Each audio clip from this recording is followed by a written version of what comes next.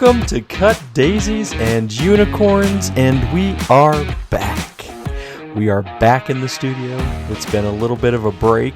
Some of those weeks, a little depressing not to get together with Steve in the studio, but we're back. We are so back. Welcome to Season 3, Episode 1. As a date marker, this is the overcast day in Chicago of Tuesday, and people are like, hold it. I thought you guys recorded on Thursday. Well, we're time traveling again. Mind your own business. What? Be nice to the people who aren't listening to us. Right.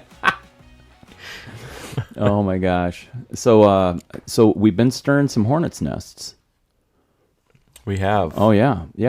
I'm getting some feedback, and people are like, "Yeah, wow, you guys really make us think about things in a different way." And so, anyway, yeah, we're getting some of that feedback. Yeah, challenge to the point of like not going to listen, or what do you think? No, I don't think. I don't know. Maybe.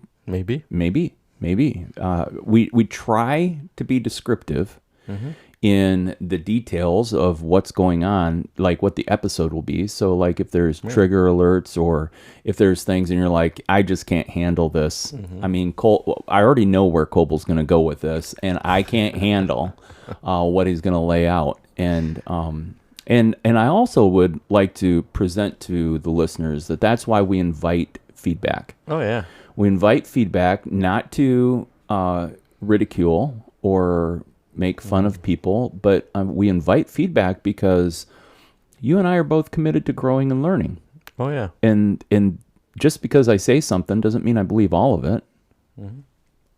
But Or that you're not open to dialogue that's going to lead to your learning on the side. Like if you're saying, you're criticizing something about where we're at. yeah, And that's fine. We're open to that. yeah, But you also have to be able to bring something to be able to challenge it then. You can't just be like, well, I disagree with that because I disagree with it. Like, okay. right, yeah. So what's the pushback? What's the rub? What's the, where are you going wrong? I mean, like, where do you feel like we're going wrong? That would be a good question, I think, to ask. We're 3 minutes into the first episode of Season 3, and Phil uses the word rub. What's the rub? What's the rub? All right. Rub downs. Man. So those are really fantastic. I got a text last night at 2:30 in the morning. Now, I was not awake for said text to come in. Sometimes you are, but... Oh, man, the night before, I got into watching TV. Yeah. Now, mind you, you're aware of what my weekend was, and so I was actively involved this weekend. Played guitar, sang some songs at a funeral, led worship at Tabor Church, and so we got home. We swung by Cane's and got chicken for lunch. Nice. And mind you, there's no close Cane's to where we live, and so we went over Did you go to Wrigleyville? No, Dempster. Oh, there's one over there. Okay. Yeah. And so then after my belly was full, I got through an episode of a show we're watching together as a family, and then I'm like, yeah, I'm giving up. I'm going to take a nap. And so I took a nap, and I woke up at 6:15. That's always dangerous. I knew it was going to be awful. Like I tried to like go the next step where I was like, all right, got to calm down. Probably should have went upstairs and, found some kind of sleeping aid, like, something. Right. And yeah, pretty soon I've got a borrowed account on Disney Plus, and I'm starting to watch Mandalorian season 1. Yeah. And then that got me so worked up and excited about Star Wars. Then I'm like, well, I got to come off of this. So then I watched a another episode of NCIS, and all of a sudden I was like, I should look at the clock and see what time it. Like I'm kind of marking time based on the episodes and how much time there's going on. Yeah. And it was 3:40, and I was like, oh man. So I just took myself to bed, dialed in. I'm like, I need 6 hours of sleep, and then I'll wake up. So for those of you who are astute math geniuses, rolled out of bed at 10 o'clock and went on my merry creative way. But, my word, dangerous. I will say, though, that nap was very satisfying. I don't usually take a nap for those same reasons all the time. I'm like, I'll just work through being tired, and then I'll be tired and go to sleep because I can be challenged with my sleep pattern. So, yeah, I've been checking out a couple of things. Have you watched Tenet? I think it's on HBO now. Is that a movie? It's a movie. Yeah, Christopher Nolan. Yeah, I saw it. Yeah, I saw it. It's quite a twist of kind of sci-fi-ish. I mean, it's bringing in some elements that aren't current. It's timeline stuff too, isn't it? It is timeline stuff. I mean, because stuff goes backwards. Why I was going to bring it up, right? So it's inverted. Yeah. So things that they're sending from the future into the past, right? So bullets and all kinds of stuff in there. But just that time travel element is why I brought it up, because we talk about time travel quite a bit, but usually you're looking at, like Back to the Future, where he's, going to go back to the future, but he also goes to the, goes forward into the future, back to the, back in the past. Yeah.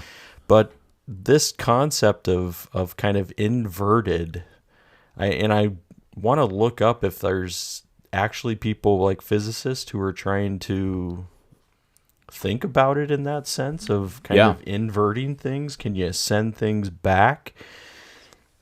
I don't know. So it just leads me to I want to give everyone a really good close-up look at your quizzitive face right now. Yeah. I mean, so that people will know. I mean, you're really befuddled. Yeah. Like it's probably worth going and watching again, is what you're saying. Yeah, I was super surprised at the end. Yeah. Super surprised. Right. Yeah. Yeah, because the problem was, I think, also with me, I started watching it on the plane, but the plane ride was only an hour and 20 minutes, and movie's like 2.5 hours. Oh, wow. So then it was like, I picked it up here, started watching it later. So I need to go back and do a whole start from A to B instead of in pieces, but or a B to the E, or from beginning to end. There you go. You need to alpha and omega that. Right, first, last. And if no one else is laughing, we make ourselves laugh. We do, yeah, and it's okay. Fresh starts, new season, season 3. Hey, so maybe that's a construct that people would like to embrace and think about. Fresh start. If you're following Cut Daisies and Unicorns, you get 4 fresh starts every year. You think about, it could be celebrating like New Year's Day is celebrating the beginning of a new year. But every season is a fresh start. Right. You got what do you want to start fresh as we head into the next season? Great question. Yeah. And I think it's great to be able to even think about fresh starts. Why? Because you're saying maybe you're feeling stuck. So if you're feeling stuck and you're saying, what better way to see something as a new beginning than just being stuck in the same old? Yeah. So where do you see a fresh start going on in you and your path, your journey? Do you find that you need to say, I'm finding an end. Where can I find a new beginning, a fresh start? I gave him your pretty blue eyes again. So you could look right into the camera and you can be like, make that appeal as a personal appeal instead of the... That's right. Yeah. So where do you need to find a fresh start? Yeah. You know what I've noticed What'd you notice? This is well, I noticed a couple things when people are like, "Hey, are you super excited about that?" Mm-hmm. I find, I mean, and I've been watching way too much NCIS. So I actually do have feelings, so I know I'm not a sociopath.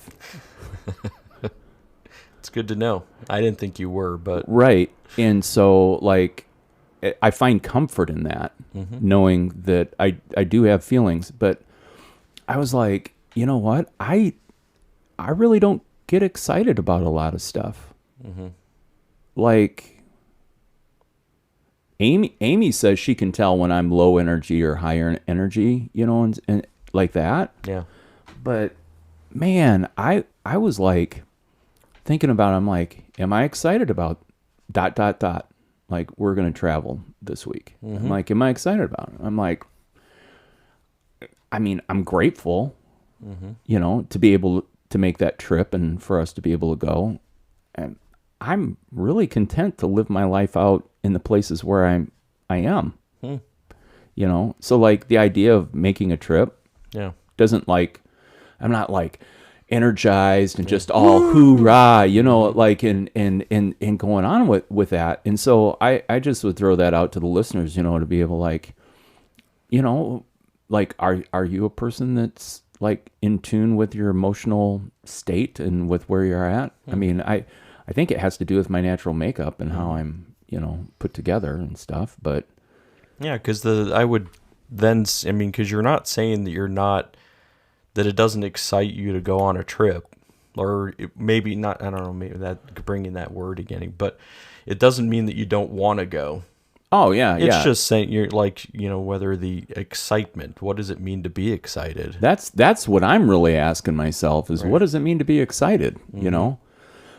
For instance, there was a little bit of feedback from the funeral, you know, when I was leading songs. Now, for, you know, most listeners, I mean, we call it a celebration of life. And when you're looking at a faith construct of what happens after the body stops living, you know, then, you know, people get together and mourn together, and you know, there's closures through the different cultural practices that, you know, we go through and stuff like that. But a gentleman stopped by and he's like, I really appreciate all the energy that you brought. And I thought about it and I'm like, well, gosh, I certainly was not excited about playing music at a funeral. I mean, like, who gets excited about that? I mean, it's like, to me, it just like you dive in deeper in being in tune emotionally with, you know, the sorrow of loss, and you know, and then the family members. And I see, there's where, as an empath, like, it is me connecting with what others are going through. Oh man, this counseling session is going to get really deep, because I may care more about how others feel than I care about myself or the feelings that I have. You know, it's like that. But it's definitely, there are times, I don't know if you have this feeling, but like when you go into something and you're thinking, wow, this is going to take 2 hours. Those are 2 hours I'm never going to get back. And like, I can mourn. Like, I can be like, oh, here we go. All right. And then I have to put on my,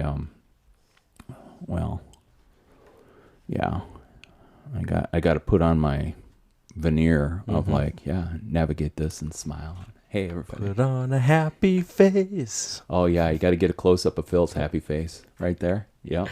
Yeah.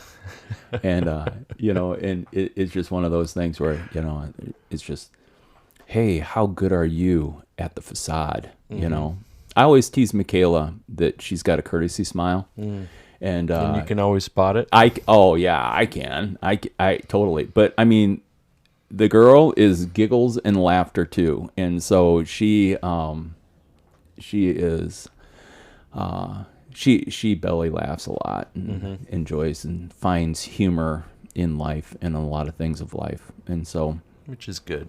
Yeah, absolutely. Absolutely. Yeah. So, you know, I mean, like, I don't feel that way about the trip. I don't feel like, oh, well, there's 5 days of my life that I won't get back. You know, like, there's some adventure to it, but I'm a man of simple means. I mean, in regards to, there's enjoyable stuff in the mundane for me. And, you know, I don't know. Yeah, I get what you're saying. I mean, when you're thinking, I mean, where you're going, oh yeah, like there's excitement there for, like, when I'm thinking about it, it's a birthplace of grunge, right? So I mean, a lot of great music. Also, not even just grunge is also. There's a lot of great music out of Seattle. So Yeah, yeah. So that part, I mean, musically wise, like brings some joy, Yeah. behind that. So yeah. And I mean, me personally, I'm just happy being close to water. So I'm looking forward to kind of exploring the inlets and the outlets, and seeing that stuff. And I am a lover of coffee, so finished a cold brew black tie this morning, heading into the studio. So nice. Oh yeah, sweetened condensed milk on the bottom, cold brew poured on that, ice added, and then into the ice they pour half and half. Whoa. Oh yeah. It's just like it makes my body tingle on all the levels. There's caffeine going, there's sugar going, and there's fat content. Brings all the loveliness. At that point, I'm not trying to lose any COVID-20. No, not at all. It's not your thought there. No. Your thought is, I'm going to enjoy this. But I mean, Seattle, I mean, that's a coffee mecca, and stuff. Well, with both Starbucks and then Seattle's Best, which are, I think, rival as far as like the amount of coffee that they produce. So Seattle's Best, I think, was one of the top 5 coffee brewers out there. So yeah, I will put out there. I had another conversation. I feel like sometimes on this, like on the podcast. Like Aware the Counselor part where like I'm like, well, I wonder if I should even mention this conversation, but I'm gonna share it. This is a total hyperleap, okay? Right. Where are we going? Oh man, and this is gonna get this. Yeah, this is gonna get good. I'm gonna have Phil's. This is where we need the close up. So I'm gonna get started, and then when he starts reacting, folks, I'll let you see what happens to Phil's face, because whenever I bring up stuff, he doesn't know where I'm going with. Right. So I'm getting my hair cut, and the stylist and I are having conversation, and we're having conversation in regards to, this is the first time he's seen me without a mask, or I've seen him without a mask. And so, and my stylist was in Des Moines for half marathon. And so being from Des Moines, we talked about some places, where they visited. This was the same time we had tornadoes in Chicago. So there was a big storm front that come through. But right now I was like brittle and brown, right? Because of droughts. And so we get on to climate change. And and he's just like talking about, how can people not see that our climate is changing, And so that is one thing that he brought up about going to Seattle. It's hot out there right now. And so you've got climate change, you've got all this going on. We're talking about the mask. We're talking about, are we going to need booster shots for COVID? We're talking about all these things going on along the way and stuff. And finally, I just look at him and say, we're having this conversation, and we're having the conversation about climate change. And you think Mother Earth is just really hacked off at humanity right now? And so whether it's government controlled, whether, just go wherever you want as far as infectious disease, we still aren't to the bottom of where this was sourced out at. They're still reporting on trying to find out ground zero. Right. I'm like, but there are people who are anti-maskers, who are also anti-vaxxers. And so then they were pointing out in the current time when we were talking about how places that had lower vaccinations were having higher, cases of COVID happening in our current situation. Right. And I'm like, but now the political left is all worked up about people who aren't getting shots. And I just muttered under my breath, I'm like, why are they getting so energized and so worked up about people who aren't getting shots? Mm-hmm. Let the people who don't want to wear masks not wear masks. Let the people who don't want to get a shot don't get a shot. How you want to take care of yourself, take care of yourself. If you get a shot, you get a shot. If you don't, you don't. If wearing a mask, even if Science Mike he currently has COVID. Yeah, I saw that. And he got vaccinated. Mm-hmm. And he said, you know what? For his response is like both he and his wife tested positive. And but he's like, it's like having the cold or the flu, like the symptoms aren't like he has to go into the hospital and be on oxygen and all this other stuff, right? Mm-hmm. So with all of that going on, I just posed to the hair dude. I'm like, if people are not going to do it and they die, at some point, don't we just lift up our hands and be like, hey, Mother Earth's kind of hacked off at humanity, and why don't we let Darwin's theory just work itself out? And if people die, they die, and, move on. Is that horrible thinking or what? Yeah, there's some dark empath that you're not. Yeah, you're missing the empathy part. I mean, I hear what you're saying ultimately, and because right now that's still theory, right?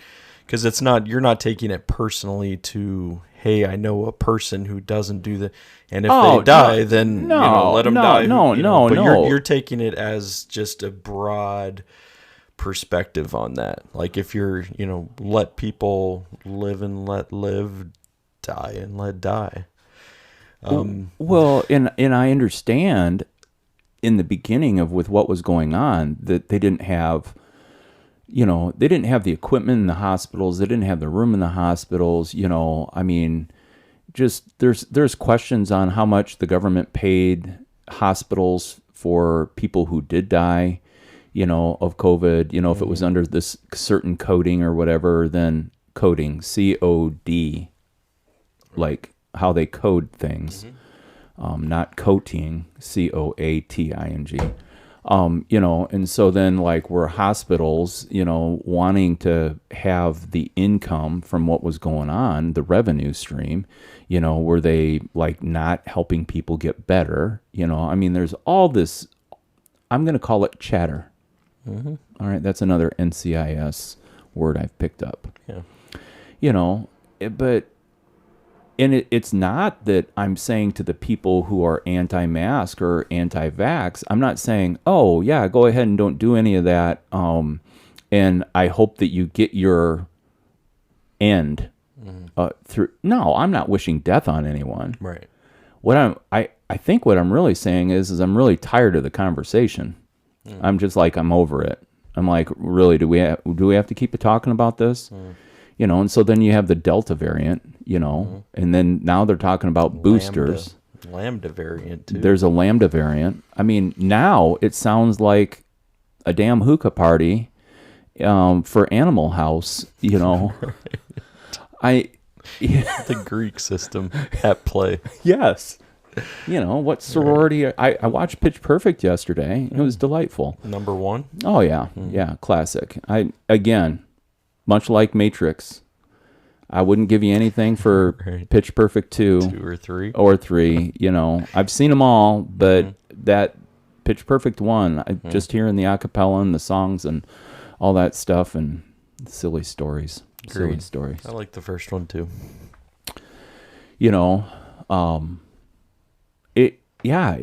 It just is one of those things where I'm like, well, if there are a bunch of people that are going to die, I mean, we see that, I mean, the Earth's resources aren't replenishable at a place. I mean, like, Right. we're not in a sustaining, what's that? The sustainable model, like it's not like, oh yeah, and so unlimited resources. there's not. Yeah. So you're going back to and saying, so is this really the Earth just being pissed off Well, I think and that's rebelling? okay. So what I really appreciate about this line in conversation is that I'm all over the board. So number one is, has the Earth in the system, like, it has its way to be protective of itself. So that's a question number one. Then the question number two is, if there are people that feel so strongly not to do something, then why do the same people who are for the death of humanity in other ways, why are they so passionate about keeping all of the humans that are alive right now?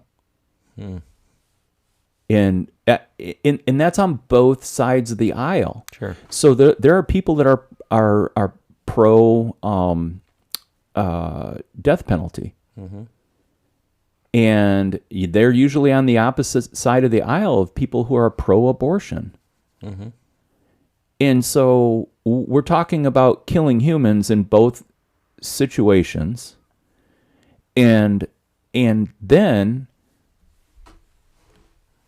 the people on one side would be like, well, we've got to get everybody vaccinated. And I'm like, well, but if they don't want to, and it matters for them not to. I mean, and there's a lot of people who are doing things in a way that they're very well aware of their surroundings. They're washing their hands, they're wearing masks when they're around lots of people, or they're just not around a lot of people, and they're like, I don't know that these vaccines have really been, tested to the place that it's not going to cause harm in a different way for me. And so anyway, and then he looked at me and he was just like, whoa. He goes, yeah, we're not gonna keep talking about this. Which usually means he didn't agree with you. No, he didn't winked at me. Oh yeah, he winked at me, like I was staring forward into the mirror and we were making eye contact, and he's like, really? He goes, okay. But I mean, we're talking about fires and floodings, and we're talking about, destruction of what's going on, and all this stuff. And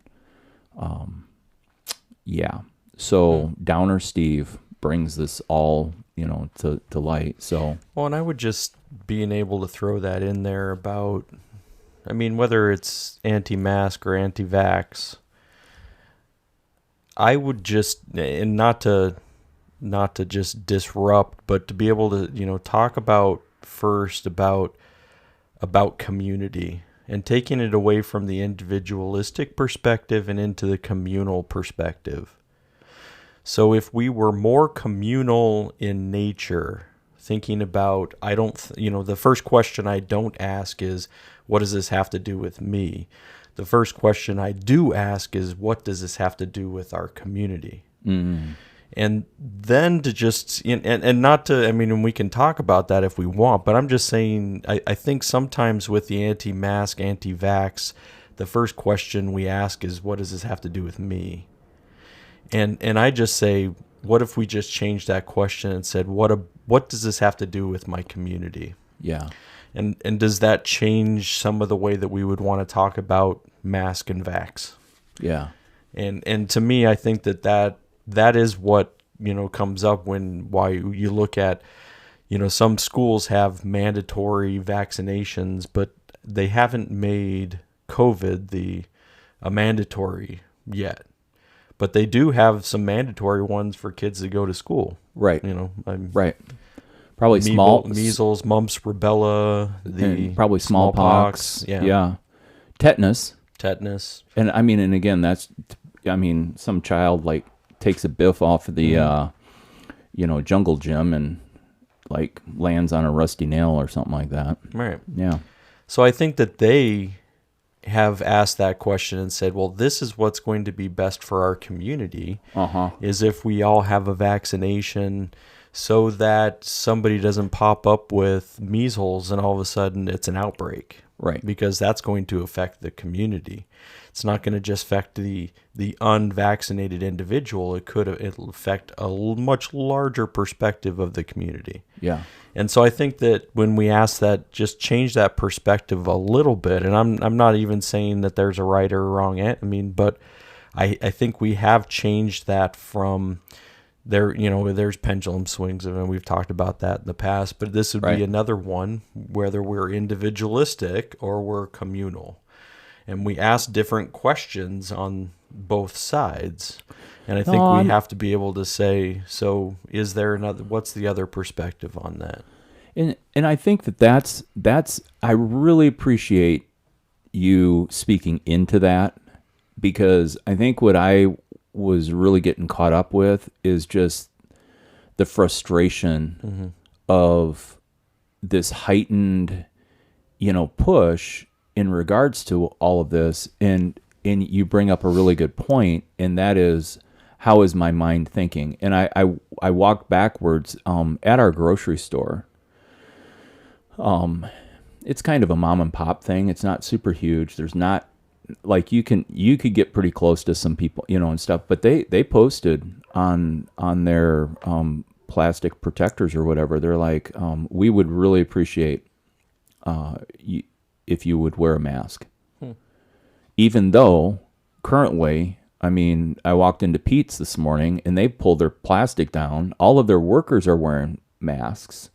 But they've got tables out. People are doing business. People are studying. It has almost getting back to, this is what a coffee shop used to feel like.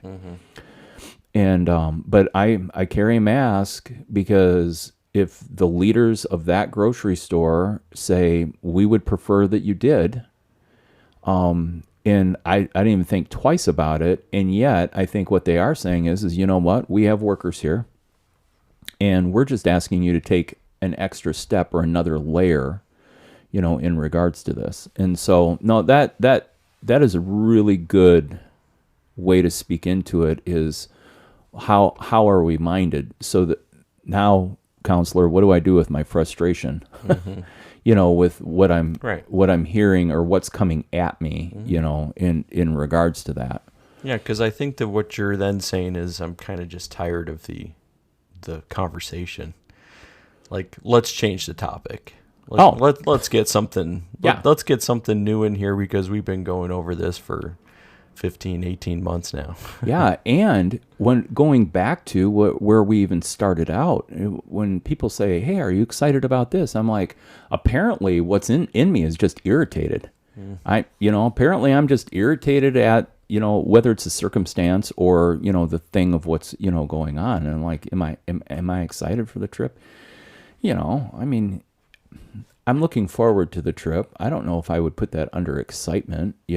On the flip side, I am irritated about, as you cross borders and things, and then, wonder, why are people so angry at Canadians? I love Neil Young, and he's assimilated into the U.S. and is a United States citizen now. But there's been a lot of, Howie Mandel, I think, is from Canada. Is he? I'm not sure. I could have that totally wrong. But Canadians have the border closed down. Right. Still. They're not letting us from the U.S., no intended play on that word, but they're not letting people from North America, United States, go into Canada. And part of why that is that because they don't have the vaccine to be able to give to their own people, and so they're going to eliminate the layer of risk that would happen from people who are more exposed and be able to come through and all of that stuff. So things to think about. things to think about. That does irritate me. Apparently, I'm just irritated because it's the reason why that I'm not going to be able to cross the border when I'm out in the Northwest. Right. So I can't go to Vancouver. Nope. I would really like to see that. It'd be worth the drive. I would love to. Right. And since my family of origin trespassed into the United States from Canada, it's like, it's not really mother country, but it's kind of is. There's some origin stories there. There's some origin stories, yeah. So I'm glad we worked through this, that I'm just irritated. Right. Yeah. And it's okay to be able to say, I feel like we've talked this to death. You're not going to hear a different perspective. So let's move on. All right. Yeah. Maybe I'm trying to feel like if I was ashamed about coming up with that theory that the virus is actually meant to reduce population so that the earth could be more sustainable. I wouldn't say that that's a far off. Now, you can say was it released for that reason to be able to from there, because there is a whole group of people who believe that we are overpopulated planet. Oh yeah. And that we are consuming too many resources, and so therefore we need to reduce the amount of people. I mean, that one show that we watched, Utopia, was all about people who are saying too much. Like, we need to introduce a virus that's going to kill. Yeah. So you're not off. I mean, art imitates life. Yeah. And so there are people out there who want to reduce the numbers, and so therefore you can then create a conspiracy theory that would and has gone along that lines of they, released this on purpose for the purpose of eliminating people. So Chris Chris Pratt has a new movie out, The Tomorrow War. Mm-hmm. It's on Prime. So for those of you who are Amazon Prime subscribers, which Amazon made it really easy to become a subscriber when they start shipping things for free. Right. And then with that, you get their video service. Mm-hmm. All right. So Chris Pratt makes this war, The Tomorrow War. Yeah. I've seen it. Did you? This is another time travel movie. Yeah, I haven't watched it yet. So yeah. Oh, I've seen it. Maybe I'll watch it with Tyson. And it's climate changed. Mm-hmm. And based on climate change, yeah, I won't, no spoiler alerts. Mm-hmm. But it's super interesting. And, it's definitely, if you like sci-fi or you like time travel stuff, this is a worthwhile adventure. That guy just cracks me up. Mm-hmm. Yeah. The way, and actually I'm not an Office guy, but I am a Parks and Recs guy. Right. And so, just the way, the look in his eye and him laughing and just what entertains him internally is just so good. Right. Yeah. I really liked him in Parks and Rec. Yeah. Yeah.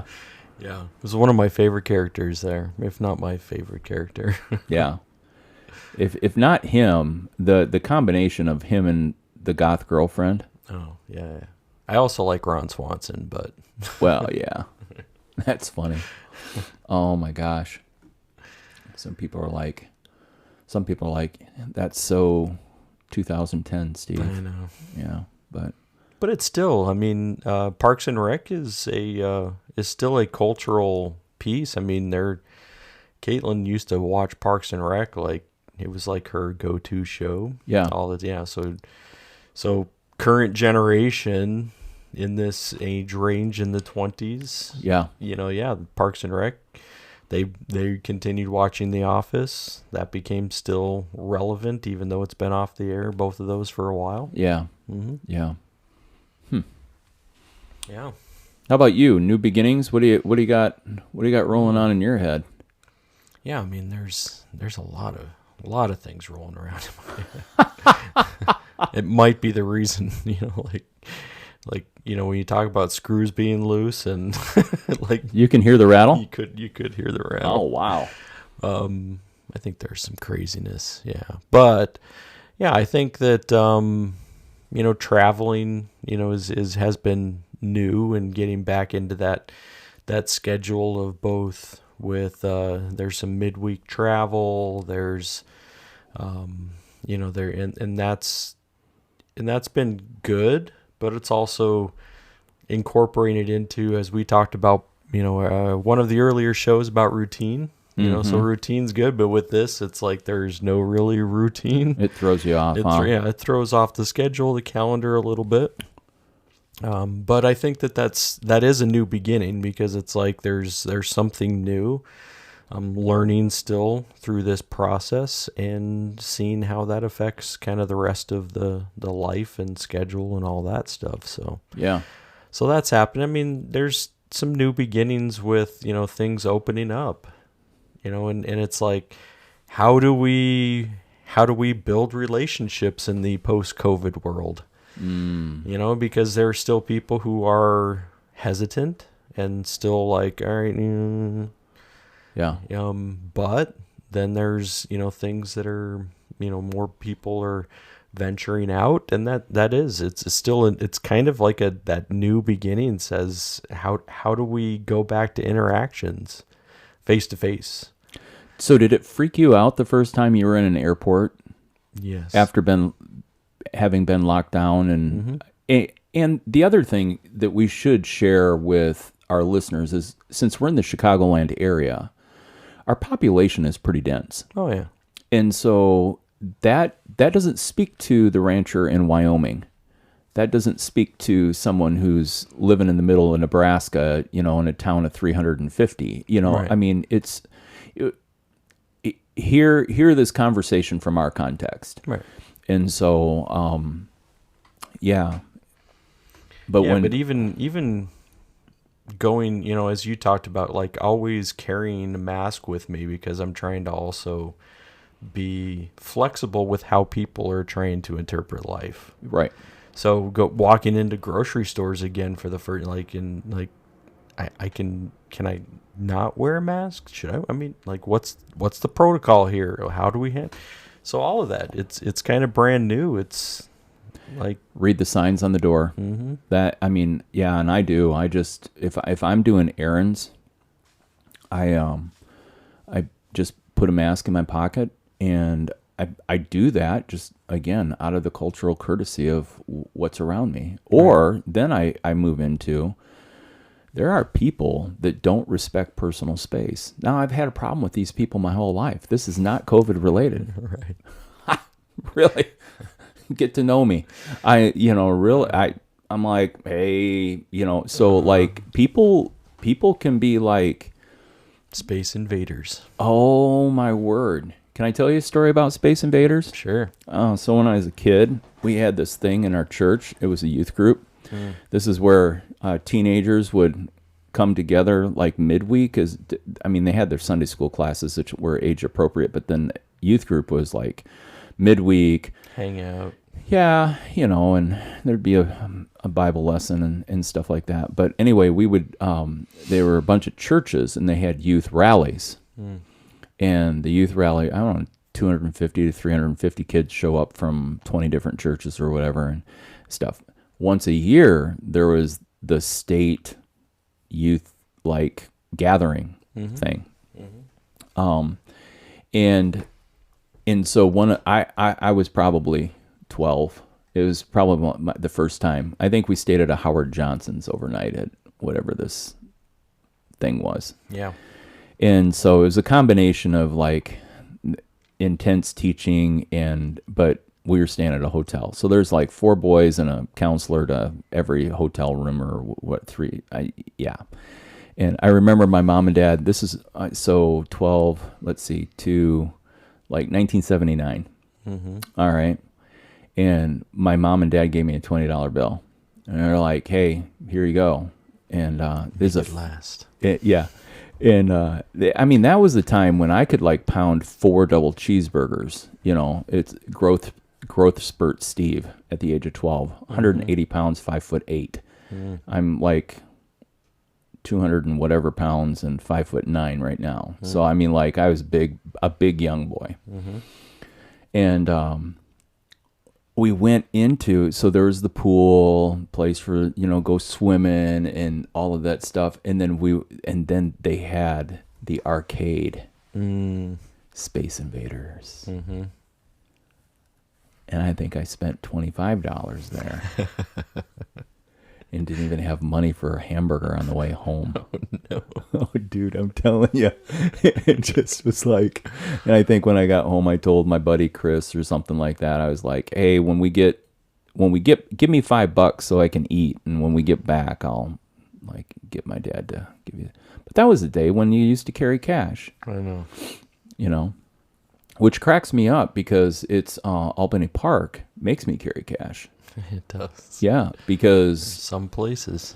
Yeah, I mean they have an ATM and they're raking in $3 if you want to pull out 20, or doing whatever, or you carry cash and then you can get your tacos, your burrito, or all the other kinds of food that are available. Yeah, I love it. So anyway, that's my Space Invaders. Space Invader story. Yeah, it was a good game though. I like playing Space Invaders and Centipede. Yeah, I was not a Ms. Pac-Man fan. Wasn't very good at it. I liked Pac-Man, but I liked Centipede a lot. Galaga, not my game. Yeah, me either. Yeah.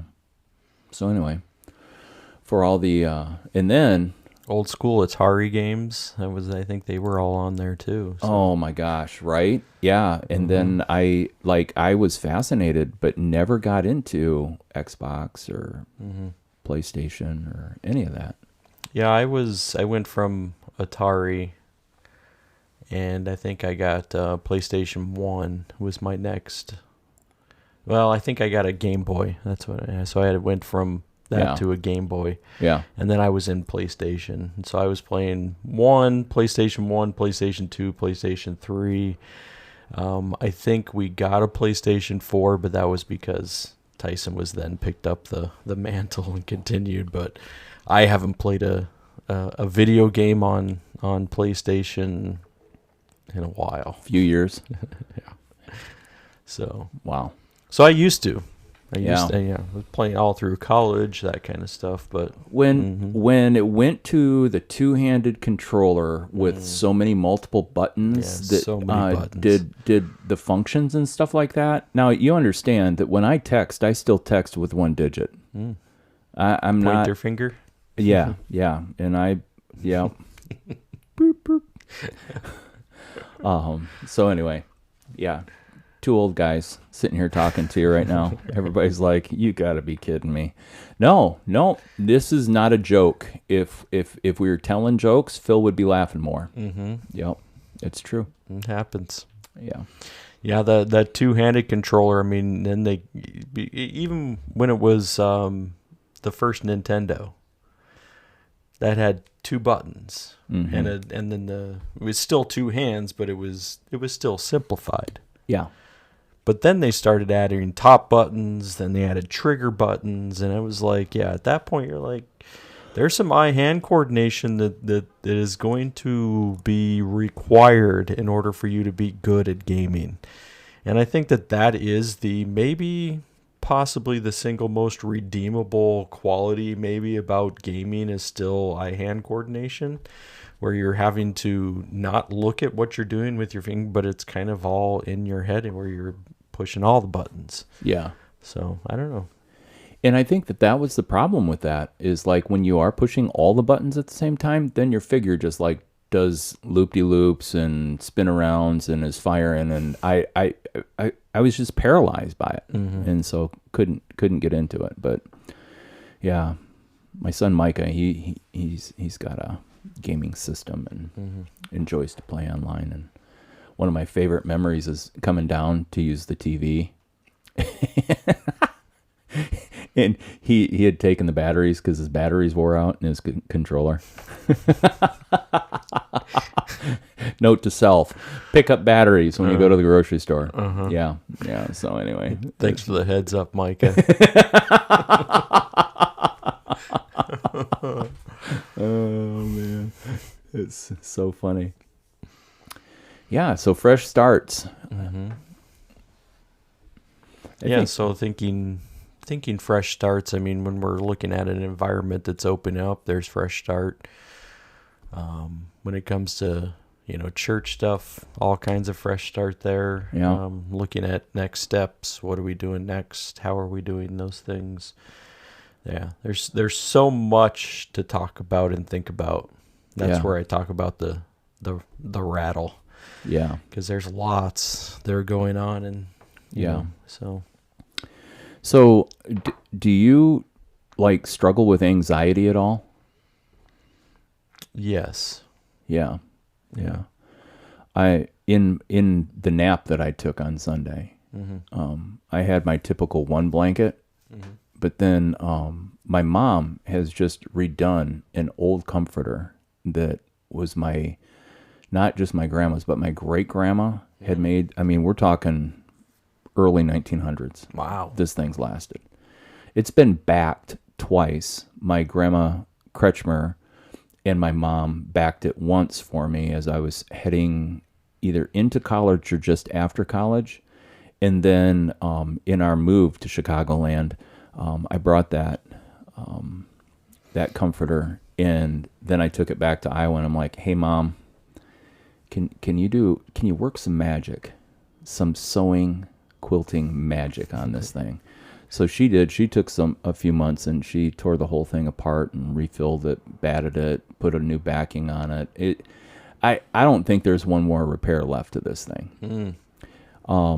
And so anyway, Amy got that out, and she's like, "Here, I'm gonna just give you," and it was kind of like a weighted blanket.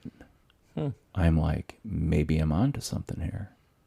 But and again, that's where I would identify. I'm like, I didn't realize how anxious I could be until it was brought to my attention that I may have anxiety. And I thought, well, this is interesting. So rattling all about it. I get anxious for you when I hear you talking about these fresh starts and then the pressures that are in the position that you hold for the community, for the sake of the outer community as well as the inward working of community and the building of community in that. And so that's why I was wondering about that. Yeah. And I would say that there are moments that you become paralyzed a little bit. You're like, okay, there's so much that I don't want to do anything.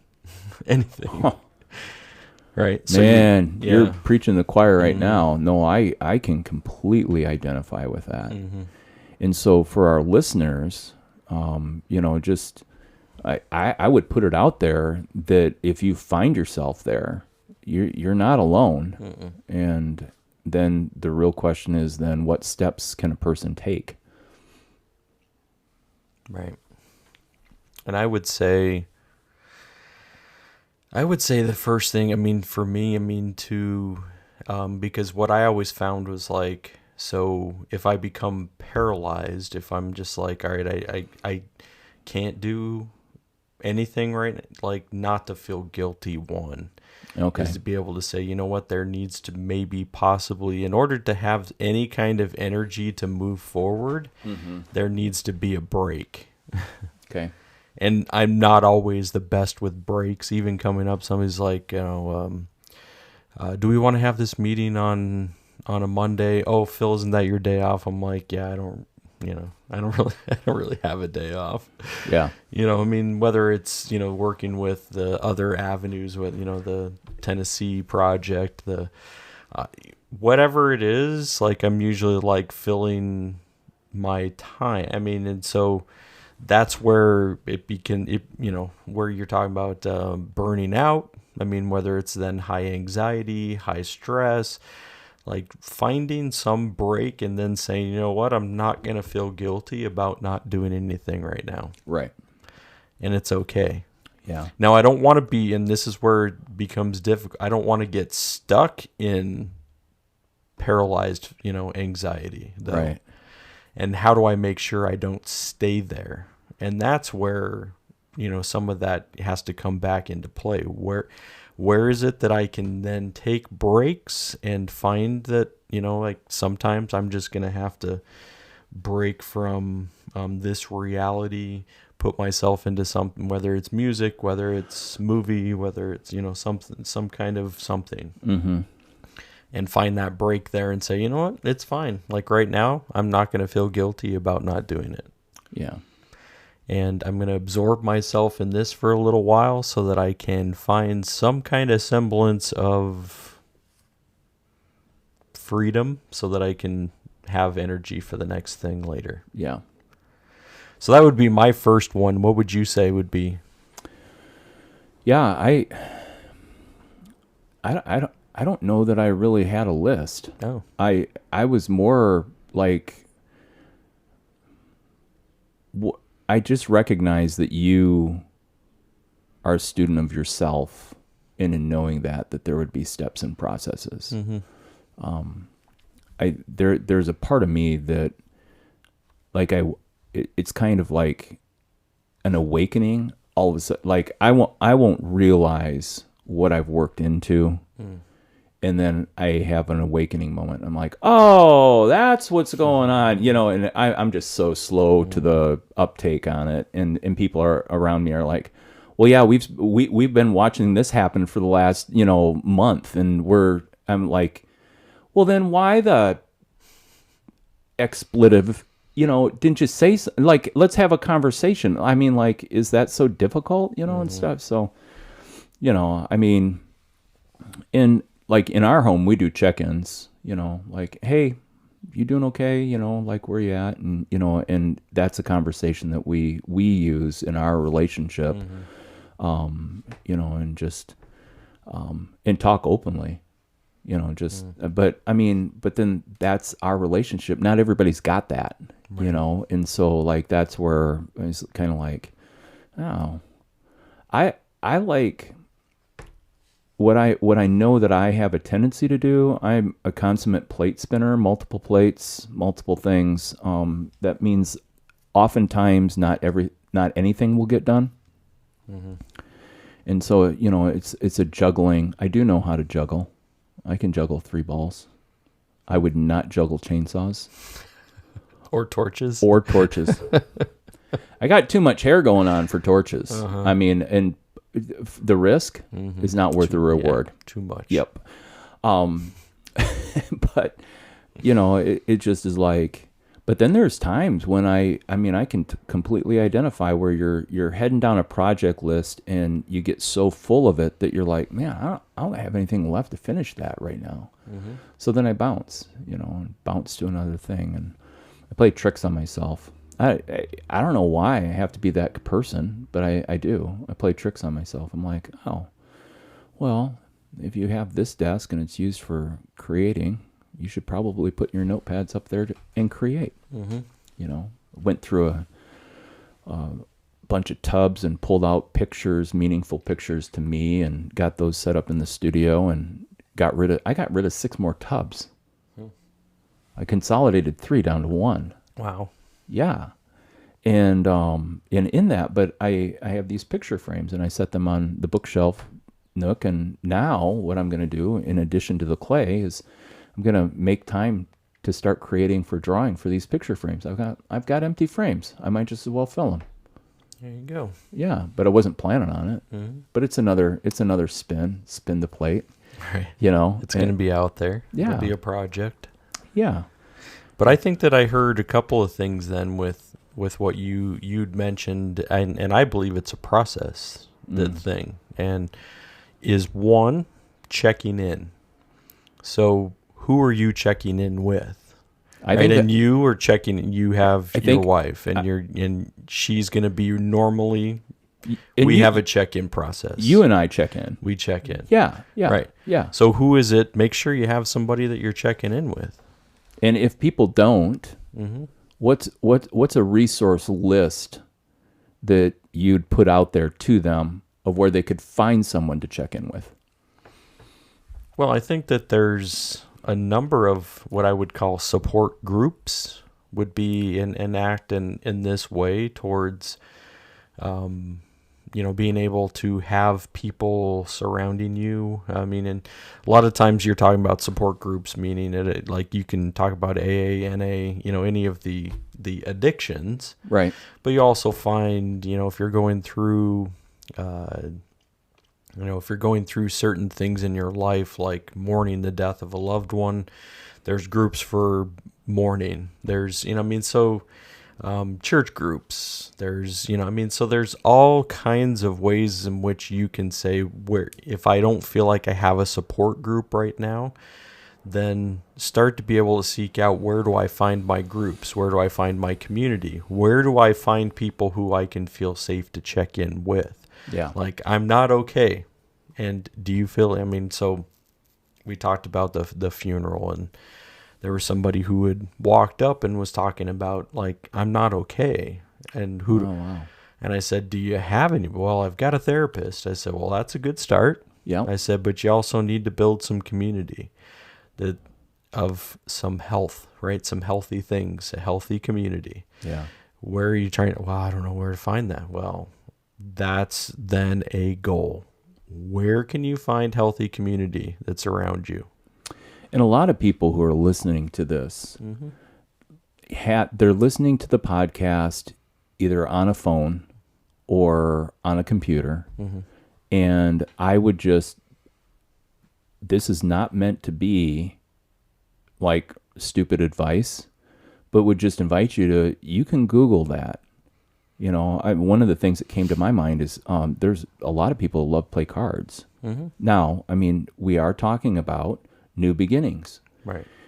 So find a card club or figure out something in a way where, like, you could get together with other people. And I feel like in our current day and age, it's not necessarily about a community of people as much as it really deals with family, just because of how culture is. Right.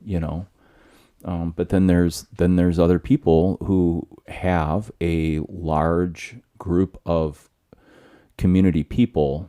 Like for me, I would consider the people that I sang with and were in a band, other musicians. That was a community. We could check in with each other, and we did check in with each other. But now I don't have bandmates in Chicagoland. And just now am, starting to make those musical connections. And I always figured that the closer the band was together, the tighter the band would play, and stuff. So, and yet there's people listening that don't play instruments and aren't musical. And so, there's another one. But it gets scary if you're a person that doesn't have a support network, because you're at a place where you don't have a support network, and you're going to have to be very courageous to take steps into unknown. And me personally, I would also say that the kind of conversations that we're talking about, it takes courage to do that too, to be able to go deeper than, hey, it's a beautiful day out. This is a Steve-O day. We've had 3 clouded days and stuff, but Amy and I were even talking about last night. She's like, man, I'm so tired, and I feel like, yeah, we're dealing with a seasonal, like it's the pressure of the weather system coming in, and it's the cloudiness and, and stuff like that. And I'm like, yeah, it's okay to be tired. We're human, not everybody in the world can go off of 4 hours of sleep. No, for any it's extent. A rarity, I think. Oh, I do too. Yeah. And but there are those people. I've seen them, but I think it's an exception to the rule. Yeah, absolutely. Yeah. The other thing is that and I forget where it was that I had taken in. Somebody was talking about being alone, and loneliness. And, it doesn't matter what profession or what stage of life, but loneliness is a real thing. Oh, yeah, for sure. And so then trying to figure out what are healthy ways to not be alone. Yeah. Yeah. What are healthy ways of not being alone? Because we know aloneness it can have a lot of unhealthy things it can bring. So not being alone, there's a lot of good healthy things trying to be able to drive us towards not being alone. Yeah, I was just thinking about the bend towards codependency in regards to people can fill in a loneliness void with a relational codependency that isn't healthy either. And so, it just that's the work of working through, just the different parts, and it takes courage. And just at least from my perspective, I would say, hey, if you're in a stuck place or you feel like you're in an unhealthy place, be courageous. Don't be afraid. Take some steps. True. Yeah. Yeah. Don't be afraid. And if you have questions, seek it. Who can you talk to about it? Yeah. And just and trust. I mean, one day, all you have to do is take one day at a time and just take the steps in the day that you can. Yeah. A guitar teacher of mine, I've been thinking about his one of his favorite quotes that he told me. He was helping a buddy out who was overweight, and he dropped a bunch of weight, like 60 pounds, or this guitar player, teacher of mine. I'm like, dude, how did you do that? And he's like, yeah, I just started counting calories and I started walking like it was my job. He goes, I was just telling my buddy that the other day. He goes, dude, you got to get up, you got to get moving. He goes, and you need to walk like it's your job. And I thought, wow, but it's there's healthy motion, and then there's motion that can be unhealthy. We can be going so fast and so frenzied that we scare our bodies into this flight mode, and our bodies are saying, I'm not giving up anything. I got to hold on to this. I think we might have talked about it on like the last episode or something, but yeah. So new starts, it's interesting. I wanted to share this. I found an app for my iPad. I have found that I write, like if I'm working on a book, okay? So in working on the book, when I would sit down to work on a book and I would type, I wouldn't type my words the way I would talk. But I found that I'm so used to writing songs with pen and paper, and that I'm like, oh, well, if I write, then this will work. This works out for me to put my thoughts and collect them and get them in a way. On pen and paper. Pen and paper. Well, with the iPad, or I'm sure with any tablet that, I literally can feel like I'm using a pencil on the page and like I'm writing on glass, right? And it shows up in my handwriting. I found an app that will convert that handwriting into printed text or into typed text. Yeah. So it converts it. It changes it. Like the speech or yeah. Okay. So like, and people who have said to me, hey, if you're going to write a book, maybe what you do is you just, you speak it into the microphone and it converts the words, and that's another way to do it. But I have this analog rhythm thing going and stuff. So anyway, but I think after reading Brandi Carlile's biography, that just really pushed me into that whole idea of, and there's lots of time that you can write, Yeah. What I appreciate about that book was that it brought to mind, like she was, after every chapter she would say, and these are the songs I wrote based on this, right? I mean, so It was like then you'd see the lyrics and you attach them to her life stories, and you're like, oh, like, yeah. I mean, like, I appreciated that part. Yeah. Mm-hmm. Yeah, she's not a stupid woman at all. Very smart and very intentional in her approach to writing down that for sure. Stories of her life. Mm-hmm. But I can't help but think that, talk about a new beginning, that we would have some listeners that have lived stories that are worth recording. Right. You know, putting down on paper and having them there in a way. Actually, in one of the boxes that I went through, I had set aside, there was a summer that I traveled, and my dad wrote me some letters. And there are 3 letters, and I still have those letters. And I'm like, how cool would it be for me to go back and be able to read through some of the stories of his life if he had recorded them? Mm-hmm. You know, I think those are fantastic gifts, you know. And I started, this is probably 3 years ago, I had started working through where I was going to document some stories of our family and extended family. And I got into writing. I'm like, wow, this is a big task. Well, you don't have to do the whole thing all at once. That's how you eat elephant, one bite at a time. Yeah.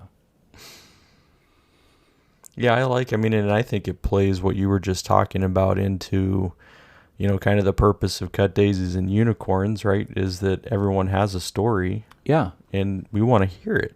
Yeah. We want you to share it. Yeah. So I think, that's a big part of it. And so one of the things we could ask is, we're like, hey, maybe you have a favorite memory or story. And maybe you're like, I don't really want to go on the podcast or whatever, but you could write that, and you could send it to our Cut Daisies and Unicorns Gmail account. And with your permission, we'd love to read your story. Mm-hmm. And that would be a lot of fun to be able to hear from people. I mean, some of my favorite times with extended family, like my mom's brothers and sisters, which in nature would be my aunts and uncles. Mm-hmm. And one of the things that my son Micah, he will continue to go after my mother about is, he's like, you got stories you're not telling me, don't you? And she's like, yeah, absolutely. You know, and so, but again, it, you know, there's the revealing of what we've experienced, and that translates into, it just is so good. Mm-hmm. And if you think people don't really want to hear your story, I beg to argue with you, because I think everybody's story is, it's just worth it. Yeah, I agree. So something new. I mean, you know, it's a new start. You know, there could be a new start. Me, and again, for every idea I had, if I had a life to live it, that would work out well. So I'm just going to keep on doing the things that I've got right in front of me right now. But that's a good piece of advice right there. Keep doing the things that you're doing right in front of you. Yeah. There's plenty. Right. Yeah. Well, you got anything else? I think that, you know, it's a good place to stop and ponder. I mean, that's where. Yeah. I mean, things we brought up. You know, this could be even, you know, back where we're talking about, we have our mental health stuff that we've talked about in the past, and it's good to check in on your mental health. And the new beginning allows you to say, you know what, I'm going to, you know, is there something I need to focus on too? Yeah. Even as I'm starting something new. Yeah. Mm-hmm. Well, the cool thing is we've talked in the past about dropping bad things and picking up something to fill. Right. The other thing is that to be proactive and take a look, and not necessarily work on what do you need to eliminate, but, you know, is there something that you wish, you know, oh man, I wish I would have done that, or I wish I could have done that, or I wish, you know, and, you know, take a look and look at the steps and see.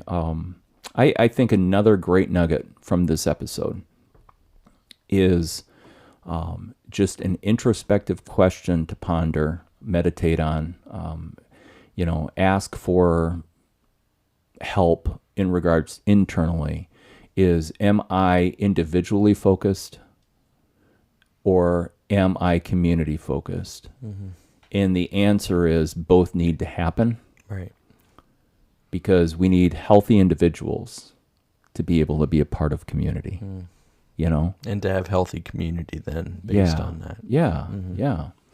And learning how that, you know, in I think that there's a book out about the right yes, but, you know, saying no to things, it's okay, you know, and make sure that the yeses that you are saying is that you're not living out someone else's demands, but you're able to fulfill what you've been made and brought to this earth to be able to fulfill.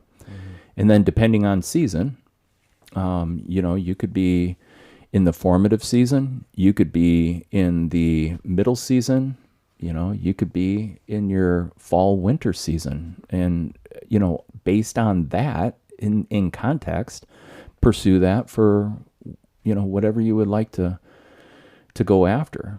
I still remember the story told to me about an author, and I forget which library, presidential library it was at, but they brought people in through the tour, and there was this author, and there was one shelf on the top shelf, and there was a little card, and like, say there's 6 books here, and then there's 80 books afterwards, and somebody asked what that card was, and the person said, oh, when they retired at the age of 72, that's the marker.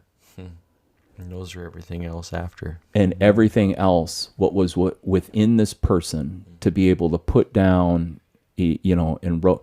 And so you saw the life work of this person when it came to literary written form. The majority of it was done in the minority of the years that person had to live. Yeah. You know, in the later years. And so, you know, don't think if you're at the end of your train ride, don't think that there isn't time to make an impact. Or there isn't more to give. Right. Yeah. And be a part of and to participate in. Yeah, absolutely. Well, this has been a great time together. Yeah. I can't believe it. We're back. I know. We're back. We're back, and there's all kinds of new. We're going to be busy, but we're going to bring it to them.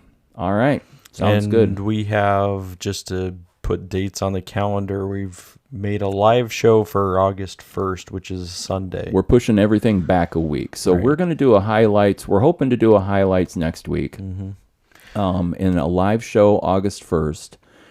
And then, which actually we're working through on the live show if we might have a couple live interviewees to join us based on people who are there and getting involved in the conversation. And then we got some referrals on some people to interview. So we're going to start working through the calendar on those dates and get other voices involved as well. Yep. Now, what I'm noticing is when we have guests... People aren't showing up to listen like more because there's a guest.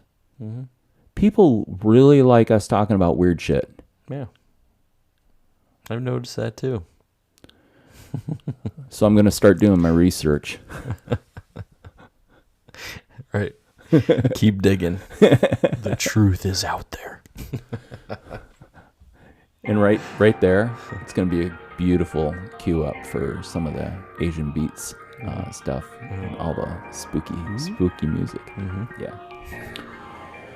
All right, everyone. All right. Well, glad to be back with everybody. Yep. We're going to keep going forward. You take care, and again, when in doubt, send us an email. Let us know what you're thinking. We'd love to hear from you. Absolutely. We do love the feedback, and we do love it when people are challenged and they're like, you know what, I had not really thought about it that way. And we're like, that's okay. It is okay. We're okay with that. Yeah. You keep processing it, and we'll keep working on the process. All right. Take care, everybody. See ya.